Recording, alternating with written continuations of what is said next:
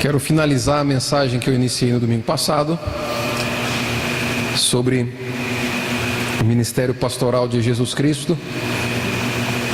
E na semana passada nós expomos do verso 1 ao verso 6 do capítulo 10. E hoje eu quero ir com os irmãos do verso 7 ao 18. Evangelho de João, capítulo 10, dos versos 7 ao 18. Diz assim a palavra do Senhor. Estamos juntos? Amém? Diz assim: Jesus, pois, lhes afirmou de novo: em verdade vos digo, eu sou a porta das ovelhas. Todos quantos vieram antes de mim são ladrões e salteadores, mas as ovelhas não lhes deram ouvido. Eu sou a porta. Se alguém entrar por mim, será salvo. Entrará e sairá e achará pastagem. O ladrão vem somente para roubar, matar e destruir. Eu vim para que tenham vida e a tenham em abundância. Eu sou o bom pastor. O bom pastor dá a vida pelas ovelhas. O mercenário, que não é pastor, a quem não pertence as ovelhas, vê vir o lobo, abandona as ovelhas e foge. Então o lobo as arrebata e dispersa. O mercenário foge porque é mercenário e não tem cuidado com as ovelhas. Eu sou o bom pastor. Conheço as minhas ovelhas e elas me conhecem a mim, assim como o Pai me conhece a mim e eu conheço o Pai. E dou a minha vida pelas ovelhas. Ainda tenho outras ovelhas, não deste aprisco. A mim me convém conduzi-las. Elas ouvirão a minha voz. Então haverá um rebanho e um pastor. Por isso o Pai me ama, porque eu dou a minha vida para reassumir. Ninguém a tira de mim, pelo contrário, eu espontaneamente a dou. Tenho autoridade para entregar e também para reavê-la. Este mandato recebi de meu Pai. Até aqui, vamos orar mais uma vez. Os irmãos intercedam juntamente comigo, para que o Senhor ilumine o nosso entendimento para a exposição dessa palavra e a compreensão, em nome de Jesus. Pai amado, Pai querido, é tão precioso o momento em que nós podemos aprender de Ti. Podemos adorar o Senhor, podemos exaltar o Teu nome, engrandecê-lo, e neste momento nós podemos aprender com o Senhor. Obrigado pela Sua palavra e lida nessa noite. E a minha oração é para que o mesmo Espírito que inspirou o apóstolo João na escrita desse texto, que venha iluminar o nosso entendimento, para que haja compreensão gerada pelo Teu Espírito Santo, para que haja, Senhor, entendimento, sabedoria para a compreensão da Sua palavra neste lugar. Pai amado, que não passe dessa noite aquilo que o Senhor intenta ou reservou desde a eternidade. Que o nosso coração seja completamente arrebatado pelo conhecimento da Sua Sagrada Escritura. E nós Te louvamos, Te bendizemos e agradecemos o Teu nome. Continua conosco, em nome de Jesus. Amém e amém. Na semana passada, nós tratamos desse texto, do capítulo 10, dos versos de 1 a 6, onde foi apresentado um contraste que Jesus apresenta, em que Jesus mostra entre o seu ministério pastoral e o ministério pastoral dos religiosos de seu tempo, em que Jesus vai colocar como duas coisas completamente diferentes, completamente opostas, em que Jesus se apresenta como o bom pastor, Jesus se apresenta como a porta das ovelhas, dizendo que aqueles que veio antes dele, não passam de ladrões e salteadores. Nós vimos que desejar conduzir o rebanho de Deus a parte de Jesus Cristo, sem Jesus Cristo, na verdade é conduzir pessoas à morte, porque não há rebanho sem Jesus Cristo. Não há povo de Deus sem Jesus Cristo. Não há homem de Deus, não há liderança segundo a vontade de Deus sem Jesus Cristo. Tudo vai convergir para Ele. Então, nós vimos que do verso 1 até o verso 6, Jesus vai apresentar esse contraste entre a sua forma de lidar com as ovelhas do Pai e a forma dos religiosos do seu tempo lidarem com as ovelhas do Pai, usando uma alegoria, uma parábola, dizendo em que há uma porta do aprisco, há um aprisco, há ovelhas e há pastor. Mas no verso 6 dessa primeira parte, o apóstolo João vai nos levar ao entendimento de que aqueles homens não compreenderam a fala de Jesus. No verso 6, João nos mostra assim: Jesus lhes propôs essa parábola, mas não compreenderam o sentido daquilo que lhes falava. Jesus continuamente falava por parábolas para aqueles homens, e nesse momento aqui é uma afronta clara do Messias, clara de Jesus Cristo contra os religiosos do seu tempo, em que ele usa essa figura de linguagem, essa ilustração, mas não há compreensão. A partir do verso 7, o que Jesus vai fazer então é falar de um modo mais claro.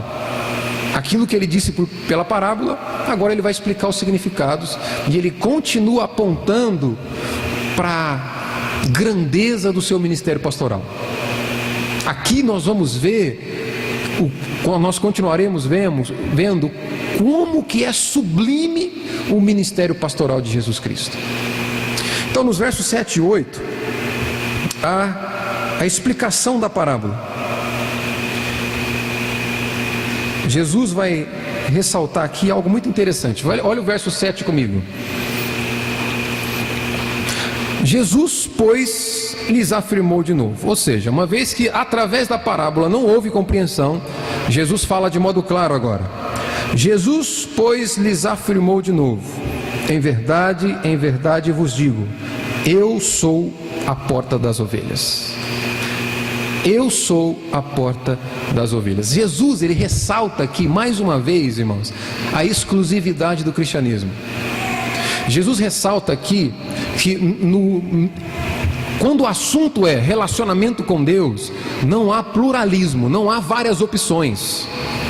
Jesus se coloca como a única opção para os homens, como a única chave que possibilita acesso a Deus, acesso ao reino de Deus, acesso à eternidade. Jesus aqui descarta qualquer possibilidade de um outro Senhor na vida de suas ovelhas. Ele ressalta dizendo: eu sou a porta. Eu sou a porta das ovelhas. Em outros momentos do discurso de Jesus, isso também fica claro. Ele está falando para religiosos que pregavam a lei de Deus para o povo. E em um outro momento desse mesmo livro, ele vai dizer: olha, examinai as Escrituras, porque vocês julgam ter nela a salvação, ter nela a vida eterna. E são elas, Jesus está dizendo, são as Escrituras que dão testemunho de mim.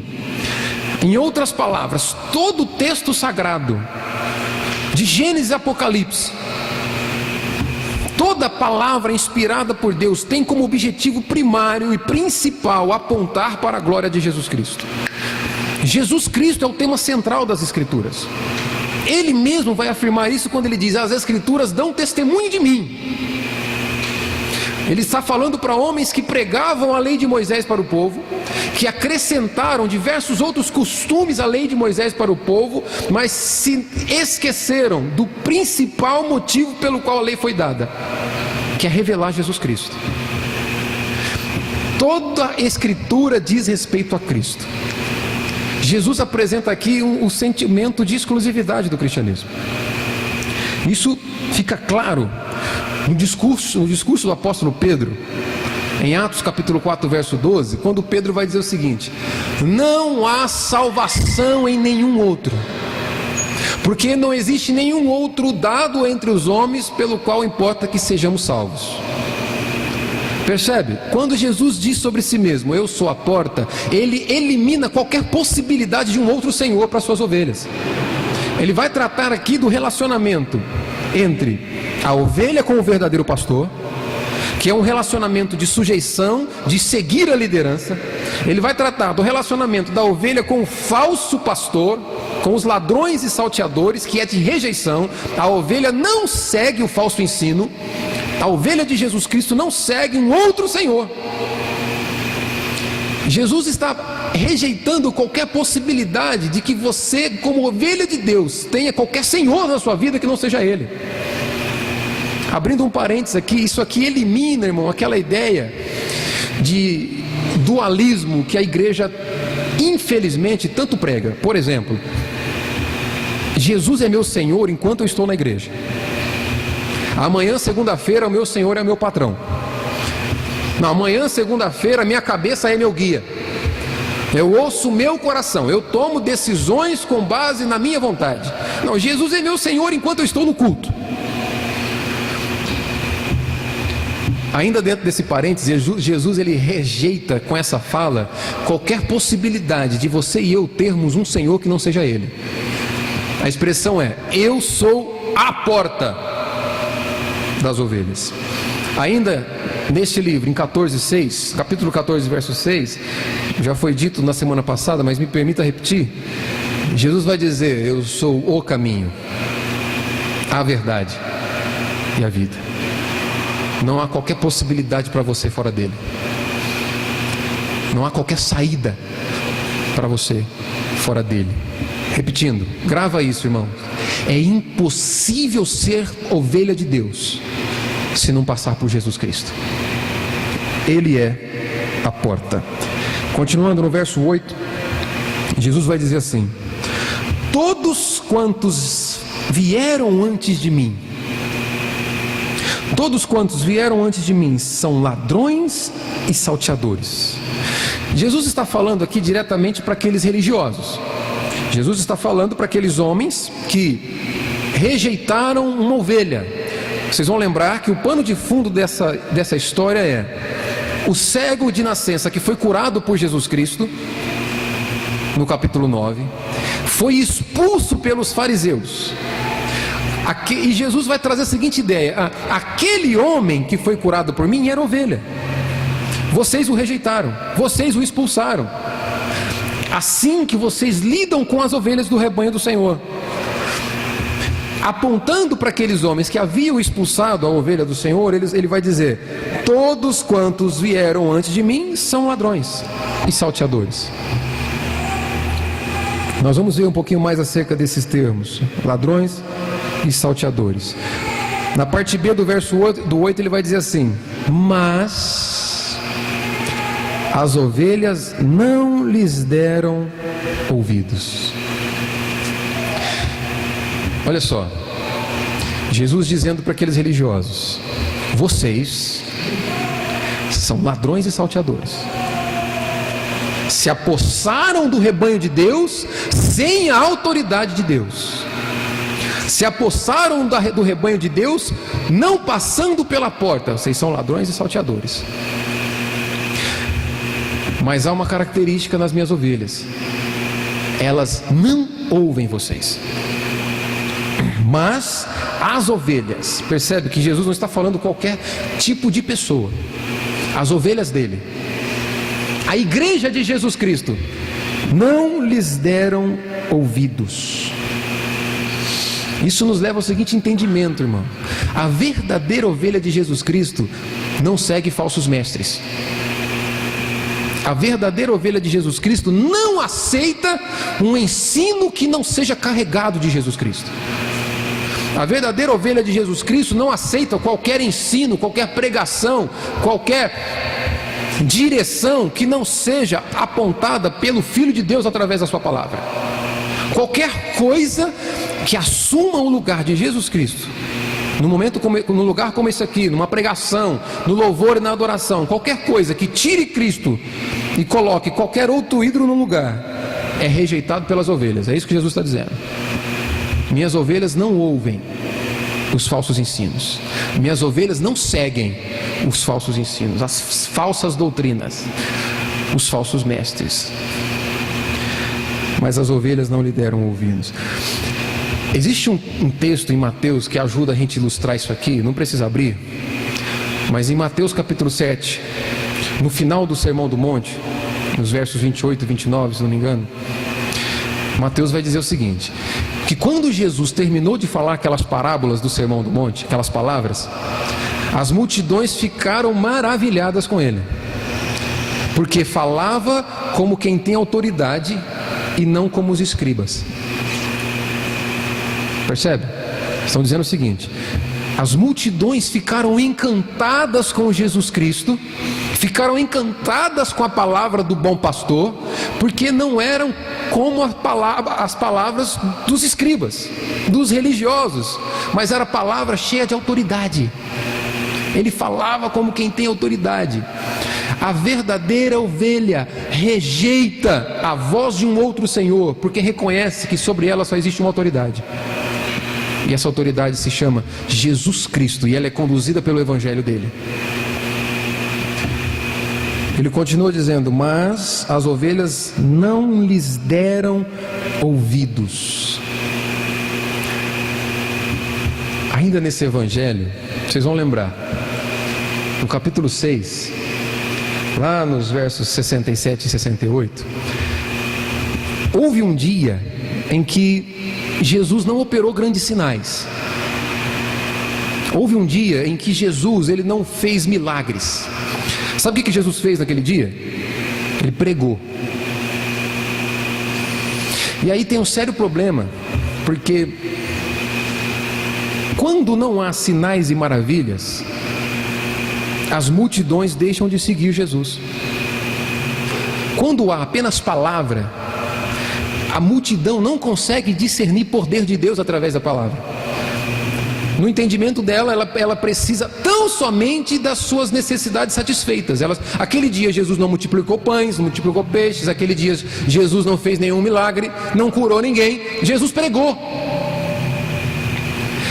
E a Bíblia vai dizer que o sermão foi duro, e a multidão começa a se afastar, começa a ir embora. Eles começam a olhar um para o outro e dizer: quem pode suportar uma pregação como essa?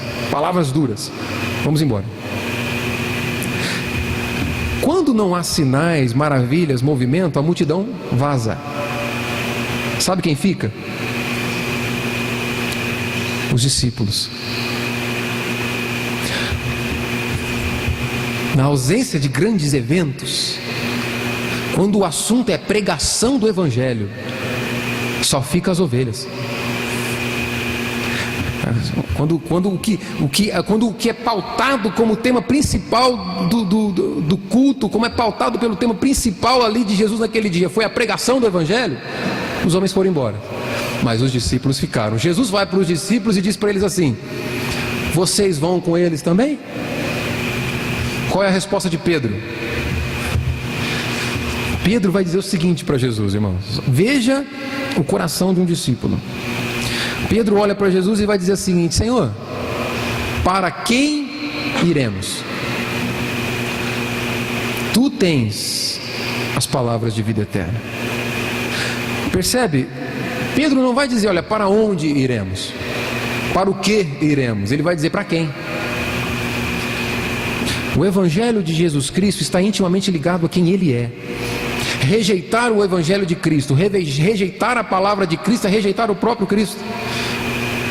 Por isso que Jesus vai dizer: as ovelhas não lhes deram ouvidos. Deixa eu dar um conselho para vocês, irmãos, mais uma vez. Intercedam por esse cara que prega para vocês. Orem por mim. E um conselho: o dia em que Jesus Cristo deixar de ser o tema central da minha pregação, arruma um jeito, dá um jeito de sumir comigo, sabe? Se reúnem, busquem a mesa administrativa da igreja e digam: não queremos mais esse pastor. O dia em que Jesus deixar de ser o tema central dessa igreja, o dia que o Evangelho deixar o tema central desse púlpito, faça qualquer coisa, mas arrume um jeito de sumir comigo. Porque as ovelhas não seguem o falso ensino. As ovelhas, elas desejam ouvir a voz do pastor.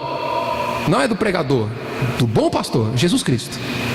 Porque Ele tem autoridade, que através do Evangelho é poder de Deus para a salvação daquele que crê. Por isso as ovelhas não lhes deram ouvido.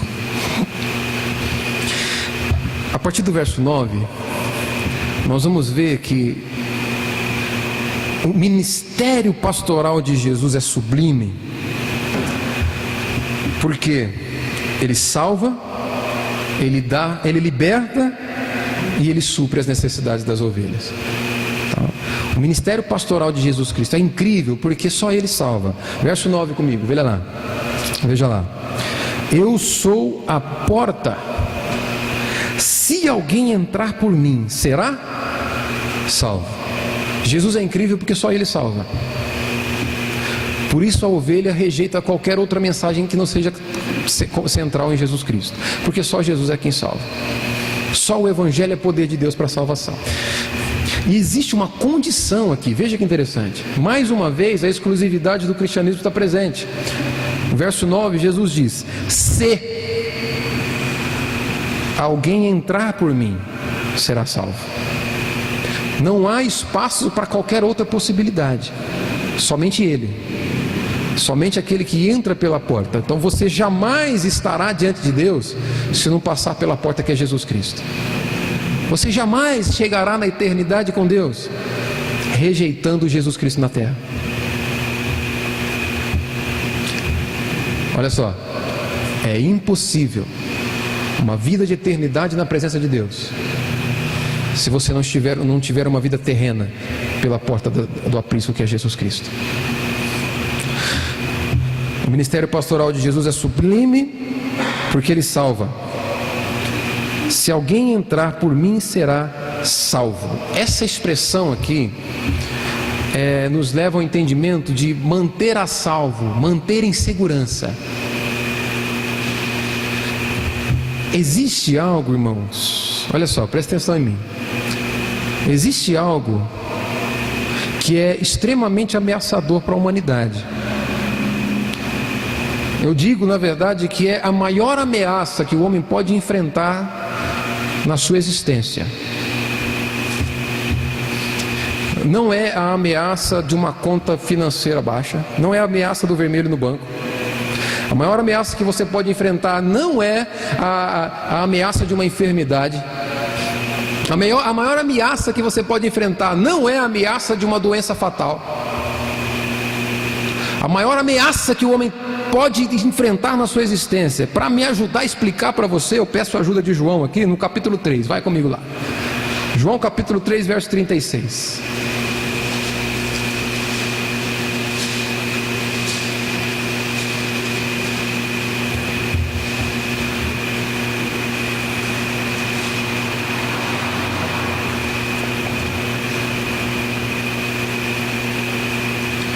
Veja comigo o que João Batista vai dizer aqui, e está registrado pelo apóstolo João. Eu disse que existe uma ameaça, que é a maior ameaça que a humanidade pode enfrentar em toda a sua existência. É mais incrível e mais ameaçador do que qualquer enfermidade terminal, de que qualquer crise financeira, de que qualquer crise no casamento, de que qualquer crise nos relacionamentos. Essa ameaça aqui, ela é de fato incrível. Olha o verso 36 aí no capítulo 3 comigo. Por isso, quem crê no Filho tem a vida eterna. O que todavia se mantém rebelde contra o Filho não verá a vida, mas sobre ele permanece. O quê? Repita comigo no final. Quem se mantém rebelde contra o Filho não verá a vida, mas sobre ele permanece a ira de Deus. A ira de Deus é a maior ameaça que você poderia experimentar em toda a sua existência. Nada se compara a ela. Nada se compara a ser alvo da ira de Deus. Jesus vai dizer que Ele é a porta das ovelhas, e quem entra por Ele será salvo. E a condição que Ele coloca é o seguinte: se alguém entrar. Existe uma coisa que nós precisamos nos ver livres. Existe uma coisa que toda ovelha de Jesus Cristo precisa se ver livre, que é a ira de Deus. Deus é um Deus de amor, amém? Deus é um Deus misericordioso. Deus, Ele é gracioso. Mas isso não apenas não resume quem é Deus. A Bíblia também diz que Deus é santo, que Deus é justo. E a justiça de Deus, ela é demonstrada para os homens através da sua ira. A mesma Bíblia que diz que Deus ama a sua igreja, que o amor de Deus incondicional está disponível aos homens, também diz que a ira de Deus permanece sobre aquele que não crê. Essa é a expressão usada por João aqui. Ele vai dizer: por isso quem crê no Filho tem a vida eterna. A forma como esse verbo ter está conjugado, irmão, nos leva ao seguinte entendimento: quem crê no Filho tem a vida eterna. Percebe que João não vai dizer assim: olha, quem crê no Filho um dia terá a vida eterna. Aquele que entra pela porta das ovelhas tem a vida eterna. Nesse exato momento, no momento em que creu, no momento em que foi alvo da graça de Deus, no momento em que entrou pela porta do aprisco, tem de forma definitiva a vida eterna. Aquele que entra pela porta, aquele que crê. O que todavia, mas aquele que não crê. Percebe que João usa como o contrário de crer a rebeldia. Ele vai dizer assim: o que todavia se mantém rebelde contra o Filho, não crer é se manter rebelde contra ele. O que todavia se mantém rebelde contra o Filho não verá a vida. Aquele que não entrou pela porta das ovelhas não entrará no reino de Deus. Aquele que não entrou pela porta das ovelhas não verá a vida. Essa vida aqui é a eternidade, é a restauração do relacionamento perpétuo com Deus. O que não passou pela porta do aprisco não chegará lá. Mas sobre ele permanece a ira de Deus. Vou tentar achar uma ilustração para nos levar ao entendimento do que é isso. Imagina você uma represa hidrelétrica. Imagina você aquela barreira de concreto, do lado de lá uma represa, um lago que está represado. A única coisa que separa você daquela coluna de água, de todo aquele lago, é essa barreira de concreto. De repente essa barreira de concreto se rompe. O peso de toda aquela água cai sobre você. O que sobra para contar a história? Ou ainda, imagina você no meio de uma rodovia e um caminhão carregado a 120 por hora vem ladeira abaixo. Você está no meio. E esse caminhão a 120 por hora te encontra. O que sobra para contar recado? Agora imagina a ira de Deus, que é infinitamente maior que uma represa, infinitamente maior e mais poderosa do que um caminhão a 120 por hora.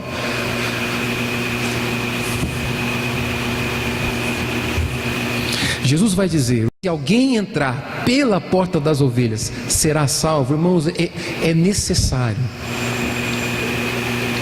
nos vermos, é necessário e possível nos vermos livres da ira de Deus, que é certa, que é santa e justa, e só existe um lugar para que isso se torne realidade. O texto vai dizer em João 3,36: mas sobre ele permanece a ira de Deus. A Bíblia nos mostra que a ira de Deus foi derramada sobre Jesus Cristo. E a Bíblia aqui também nos mostra que sobre aquele que se mantém rebelde contra Jesus Cristo, a ira de Deus está permanentemente sobre ele. Só existe um lugar a qual você e eu nos veremos a salvos da ira de Deus. Esse lugar é Jesus Cristo. Nesse entendimento, isso nos ajuda a entender quando Jesus nos diz coisas como essa: se alguém entrar por mim, será salvo. Entre pela porta das ovelhas. Se agarre, se apegue a Jesus Cristo. Rejeitar o Filho de Deus é se manter perpetuamente sobre a ira justa de um Deus que é extremamente poderoso e é fiel para fazer a sua ira conhecida sobre todo aquele que rejeita o seu Filho. Somente em Jesus Cristo nós somos salvos. O ministério pastoral de Cristo também é sublime, é incrível, porque ele nos dá a verdadeira liberdade. No verso 9, Jesus também diz: se alguém entrar por mim, será salvo, entrará e sairá. Essa ideia de entrar e sair aqui, está implícito a ideia de segurança, entra e sai segurança, e está também claro aqui a ideia de liberdade. Entrar pela porta que é Cristo é experimentar a liberdade verdadeira. Pode entrar, pode sair, pode ser realmente livre. Por isso que em João 8,31 nós vemos aqui, eu não vou me manter muito nisso, mas em outras exposições, Jesus vai dizer para aqueles homens que aparentemente creram nele: se minhas palavras permanecerem em vós, ou se permanecerem nas minhas palavras, verdadeiramente sereis livres. Ele vai dizer: conhecereis a verdade e a verdade vos libertará. E no verso 36 do capítulo 8 ele diz: se pois o Filho vos libertar, verdadeiramente sereis livres.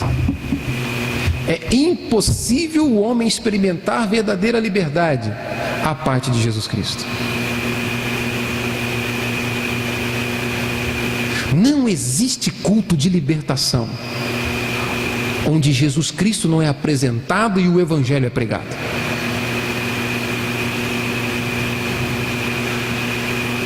As ovelhas não o seguirão.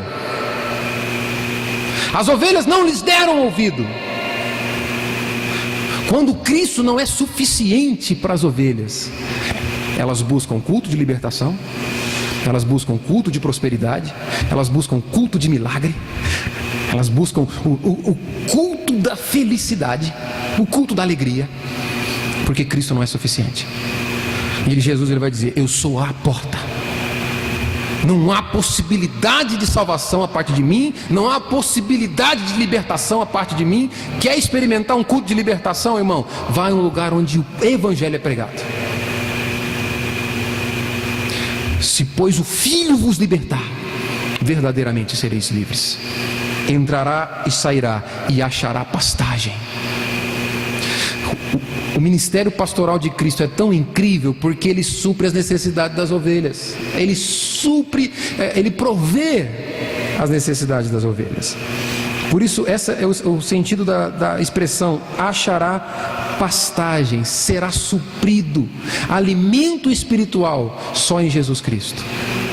Suprimento espiritual só em Jesus Cristo. Por isso que ele diz: eu sou o pão da vida, eu sou a água da vida. Aquele que comer de mim e beber de mim jamais terá fome, jamais terá sede. Irmão, é impossível você encontrar saciedade para a sua alma fora de Jesus Cristo. É impossível você experimentar de satisfação plena no seu espírito fora de Jesus Cristo. As ovelhas de Cristo rejeitam a qualquer possibilidade de buscar satisfação para sua alma e para seu espírito a parte de Jesus Cristo. Se entrar por mim, achará pastagem. No verso 10, ele vai nos mostrar que esse ministério pastoral de Jesus Cristo é tão sublime, porque ao contrário do ladrão e do salteador, ele, como verdadeiro pastor, promove verdadeira vida para suas ovelhas quando ele entrega a sua própria vida. Olha só, verso 10: o ladrão vem somente para roubar, matar e destruir. Eu vim para que tenham vida e a tenham em abundância. Uma coisa que é importante a gente olhar aqui: Jesus aponta para o resultado do religioso, os frutos de todo homem que se promove que se coloca diante do povo de Deus sem Jesus Cristo. Preste atenção nisso. Todo homem que se coloca diante do povo de Deus, na liderança do povo de Deus, a parte de Cristo. A única coisa que esse homem pode promover é trazida nesse texto aqui. Veja o que um contexto espiritual sem Jesus Cristo pode promover. O que a gente precisa lembrar é que Jesus está falando para os fariseus, para os líderes religiosos do seu tempo. Muitos, erroneamente, de forma equivocada, vão ler João 10,10 e dizer assim: o ladrão vem para roubar, matar e destruir. Está vendo? Isso é obra do diabo. O diabo vem senão para roubar, matar e destruir. Jesus não está falando do diabo aqui. Jesus está falando dos falsos pastores. Ele está falando dos fariseus. Os ladrões e salteadores não é o diabo, aqui são os falsos pastores, são os religiosos do tempo dele. E ele está dizendo: olha, vocês religiosos vêm para roubar, matar e destruir. Esse é o resultado de toda busca espiritual sem Jesus Cristo: roubo, morte e destruição. Jesus está nos apresentando aqui o contraste de religião versus evangelho. Toda religião cujo Cristo não é o ponto principal, cujo evangelho não é o centro, resulta em roubo, morte e destruição. Toda busca por sentido espiritual sem Jesus Cristo, roubo, morte e destruição. O ladrão vem somente o resultado, o fruto promovido por uma religião sem Cristo: roubar, matar e destruir. Religião sem evangelho. Se eu assumir um lugar como esse e pregar para você religião e não pregar o evangelho, sou porta-voz de roubo, morte e destruição. Se a minha mensagem não apontar para Cristo como a solução da sua vida, roubo, morte e destruição. Aqueles homens, aqueles religiosos judeus, roubavam, em primeiro ponto, de forma literal, roubavam o povo, usavam, por isso que eram ladrões, eles buscavam se promover à custa das ovelhas de Deus, eles buscavam se promover usando as ovelhas a serviço deles e não servindo as ovelhas. Eles roubavam as ovelhas por meio da imposição, por meio do medo, da imposição do medo, e se não conseguissem por meio da imposição e chantagem, eles usavam a força bruta. Jesus está falando com homens que expulsaram uma ovelha de Deus do meio deles. O cego que foi curado, o cego de nascença que foi curado por Jesus, vai até os judeus do seu tempo, os religiosos do seu tempo, os pastores, os padres, os bispos, e ao invés de ser amado, de ser acolhido por esses pastores, por esses padres, por esses bispos, ele é expulso.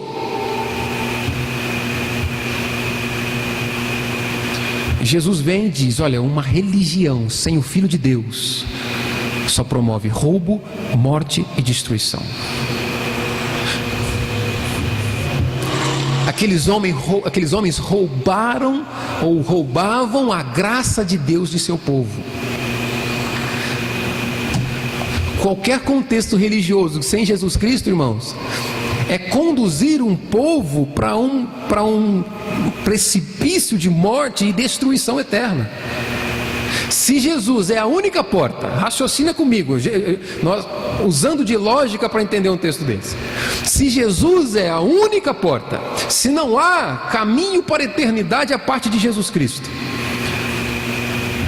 viver em um contexto religioso que não tem Cristo como aquele que me direciona, que não ter Cristo como aquele que é o meu alvo de vida, como aquele a quem eu busco, se não ter o Evangelho de Cristo inundando a minha vida, eu estou dia após dia caminhando para a morte, caminhando para a destruição eterna. É nesse sentido que ele vem dizer: olha, uma religião sem o Filho de Deus resulta em roubo, morte e destruição.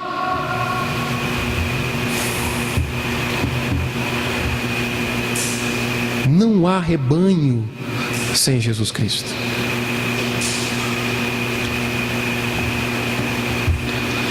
O ladrão vem para roubar, matar e destruir, mas eu não.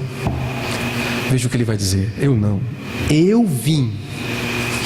Jesus põe o contraste entre a motivação, ou entre o resultado do trabalho dos religiosos do seu tempo, para o trabalho dele, para o ministério pastoral dele.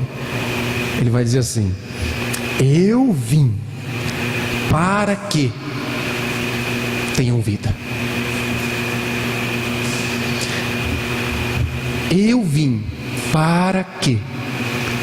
Essa expressão para que, irmãos, é algo incrível.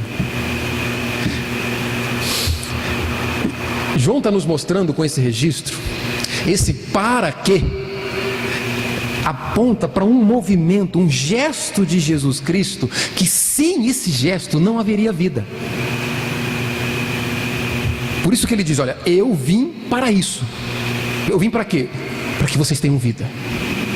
Se não houvesse esse gesto da minha parte, se não houvesse essa minha atitude de, por um instante, deixar a minha glória da eternidade, me humilhar, me esvaziar, nascer como homem no seu lugar, se não houvesse esse gesto da minha parte, vocês não teriam vida.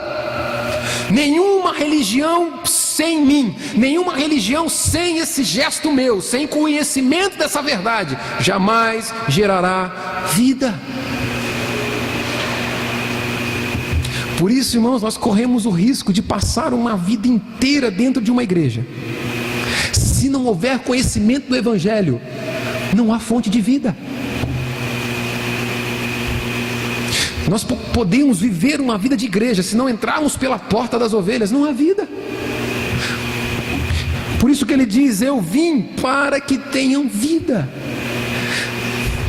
Se não apontarem para mim nos seus sermões, se não apontarem para mim nos seus louvores, se não apontarem para mim no seu estilo de vida, jamais terão vida.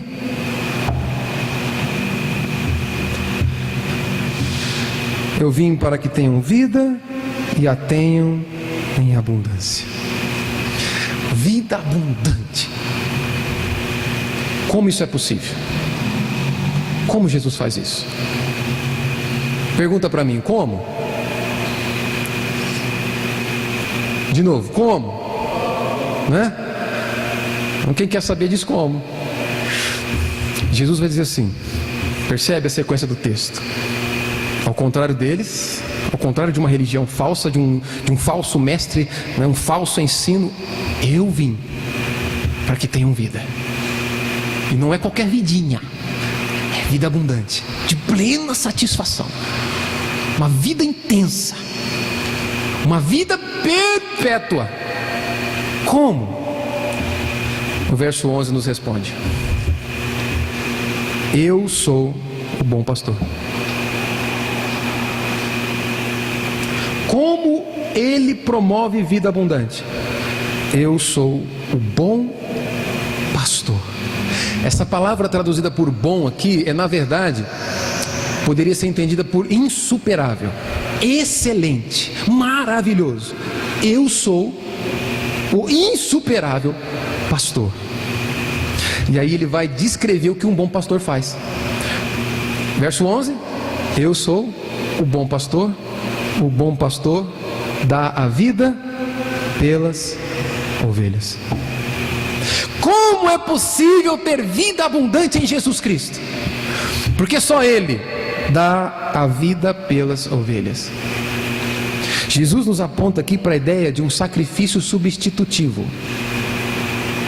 A expressão dar a vida pelas ovelhas é dar a vida em benefício delas, no lugar delas. É morrer para que elas não precisam morrer.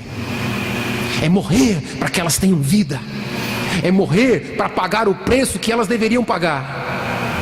Porque o resultado do pecado é a morte, o salário do pecado é a morte. Então eu vim como bom pastor para dar a minha vida, para que elas não precisassem morrer. E todo aquele que crê em mim, todo aquele que confia que eu sou o bom pastor e que a minha vida é suficiente para lhe dar vida, todos esses terão vida eterna. O bom pastor dá vida pelas ovelhas. O sacrifício que promove vida abundante. Olha só essa ilustração.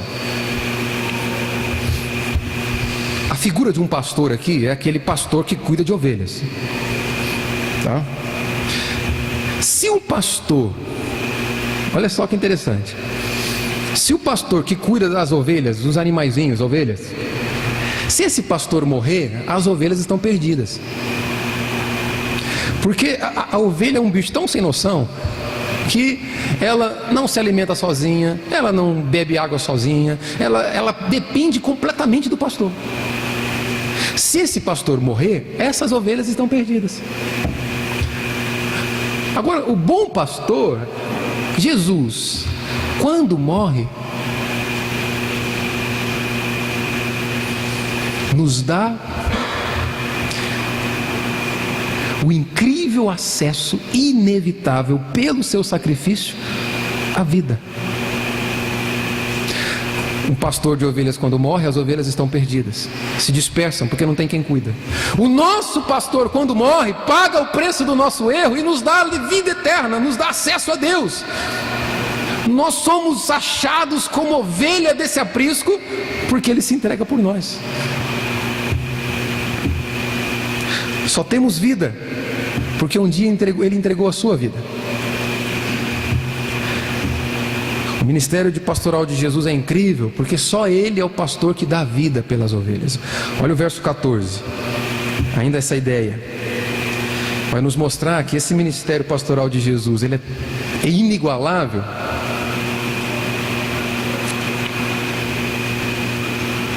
Porque nenhuma de suas ovelhas ficará de fora. Talvez o pastor, humanamente falando, ele é insuficiente, ele é incapaz de no seu trabalho conseguir cuidar de todas as ovelhas. Isso, ele pode ter um trabalho e geralmente algumas ovelhas caíam em precipícios e elas morriam, ele perdia aquelas ovelhas. Mas o nosso pastor, ele é tão incrível que nenhuma de suas ovelhas ao longo de toda a existência da humanidade vai ficar de fora do aprisco. Olha o verso 14 e 15. Eu sou o bom pastor, conheço as minhas ovelhas e elas me conhecem a mim, assim como o Pai me conhece a mim e eu conheço o Pai, e dou a minha vida pelas ovelhas. 2 pontos que eu quero destacar com você nesses 2 versos. O verbo conhecer aqui se repete 4 vezes. Eu sou o bom pastor, conheço as minhas ovelhas, elas conhecem a mim, assim como o Pai me conhece, eu conheço o Pai. Esse verbo conhecer aqui não é apenas ter discernimento, não é apenas saber. Esse verbo conhecer aqui, quando traduzido do original, significa um conhecimento pela experiência íntima. Jesus dizendo: eu conheço intimamente as minhas ovelhas. Elas têm um conhecimento de mim pela experiência íntima. Assim como eu sou íntimo do Pai e o Pai é íntimo de mim. Não é apenas saber. Você não é ovelha de Jesus Cristo apenas quando ouve falar dele. Você é ovelha de Jesus Cristo quando o ama. Esse é o sentido desse conhecer. Amar intimamente.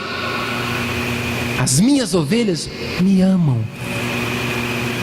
E Jesus vai dizer: aquele que me ama, guarda os meus mandamentos. A sua relação de obediência com a voz dele revela seu amor. Mas a ideia aqui, quando ele diz que ele conhece as suas ovelhas o conhecem, assim como há um conhecimento entre ele e o Pai, é óbvio, não significa que nós amamos Jesus como o Pai ama Jesus. O amor entre o Pai e o Filho é perfeito, é inigualável. O nosso amor, ele é falho porque nós somos pecadores e limitados à nossa capacidade de amar a Deus. que nós entendemos aqui é que o amor, guarda isso, irmãos, eu sou o bom pastor, conheço as minhas ovelhas. O que Jesus está dizendo aqui é que o amor que o Pai tem pelo Filho, o amor que o Deus Pai tem pelo Deus Filho, é o modelo, é a referência do amor que o Filho tem pelas suas ovelhas. João vai nos dizer na sua primeira carta, ele não vai dizer que Deus ama, ele não vai dizer que Deus tem amor, ele vai dizer que Deus é amor. Deus é amor em todo o seu ser. Deus, ele é plenamente amor. Imagine o tamanho de Deus e você terá noção do tamanho do amor de Deus. O amor de Deus incondicional, o amor de Deus invencível e irresistível. Esse amor com a qual o Pai ama o Filho, Jesus vai dizer, olha, esse é o amor que eu deposito sobre as minhas ovelhas. Um amor incondicional, um amor que elas não merecem, um amor que, se fosse depender do merecimento delas, eu jamais a daria, mas como meu amor é incondicional, eu entrego. É esse amor que está disponível para as ovelhas de Jesus Cristo, que não merecem, que dia após dia dão motivos para que Ele as ame menos, mas nada muda quem Ele é. Irmãos, todos os dias nós damos motivos para que Deus nos ame menos, mas nada que você faça muda quem Ele é. Ele é amor. E se você é uma ovelha do Senhor, você é alvo de um amor incondicional. Sabe, o que me deixa maravilhado com Deus não é o meu amor por Ele, é o amor dele por mim. Porque o meu amor por Ele é falho todos os dias. Como nós falhamos em demonstrar amor por Deus. Mas o amor dele por suas ovelhas é incomparável, é indescritível. E Jesus está nos dizendo aqui, esse amor que é experimentado entre a Trindade, Deus Pai, Deus Filho, Deus Espírito Santo, é o amor que eu disponibilizo para as minhas ovelhas.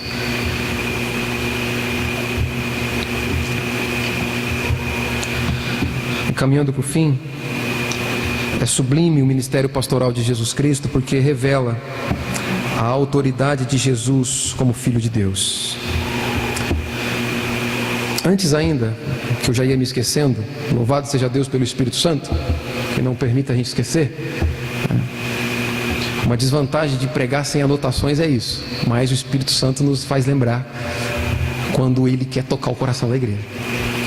Faltou eu citar para os irmãos o final do verso 15, em que Jesus diz assim, e dou a minha vida pelas... Jesus diz assim, eu dou a minha vida pelo mundo inteiro. Vamos repetir. Jesus diz, e dou a minha vida por todas as pessoas do mundo. Jesus está dizendo o que aqui? Dou a minha vida por quem? Pelas ovelhas. Esse texto é perfeito para você explicar João 3,16. Porque Deus amou o mundo de tal maneira que deu seu Filho. E deu seu Filho para quê? Para morrer por elas, para que todo aquele que nele crê não pereça, mas tenha a vida eterna. Então, está vendo? Deus amou o mundo inteiro.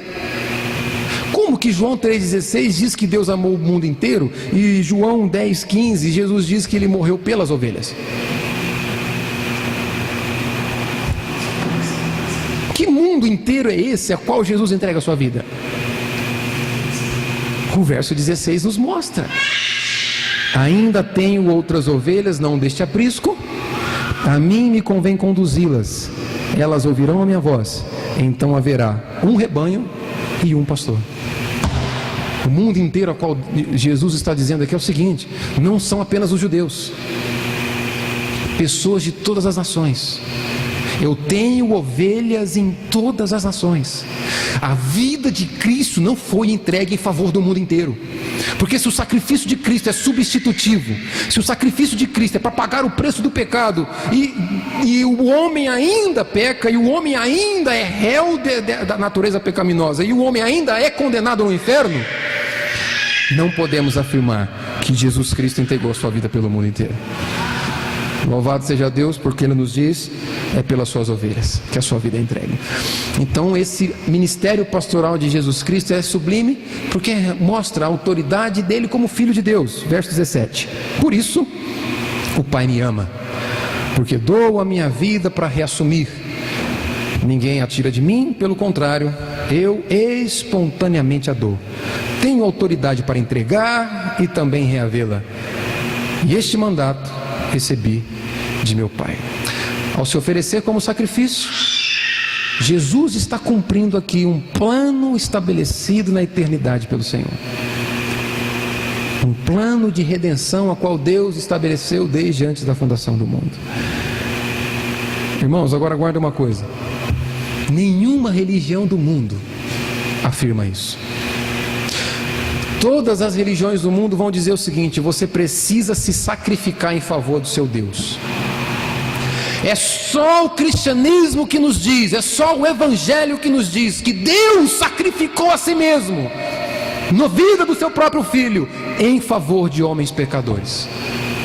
Todas as religiões do mundo vão dizer: olha, você precisa se empenhar, você precisa lutar, se sacrificar para que talvez assim Deus te aceite. Só o evangelho diz: olha, Cristo se entregou e se sacrificou por você. Agora você pode crer nele, receber de graça e ser aceito por Deus assim. Você é aceito pelo que Deus fez e não por aquilo que você faz. Por isso que Ele é o sublime pastor das nossas almas. Eu termino aqui com os irmãos. O significado de um bom pastor é que ele é maravilhoso, ele é incrível e ele é sublime, porque só ele nos salva, só ele nos liberta. Ele é o único que supre as nossas necessidades. Sua necessidade espiritual, sua necessidade de vida eterna só é satisfeita em Jesus Cristo. Ele é sublime porque, ao contrário dos falsos pastores, ele nos dá vida. Ele não nos abandona, ele não nos rejeita quando nós estamos feridos, mas ele cuida de cada um dos seus filhos, mesmo quando esses estão em vale de sombra da morte. Não precisam temer mal nenhum, porque o Senhor está com eles. Seu bordão e seu cajado o protegem.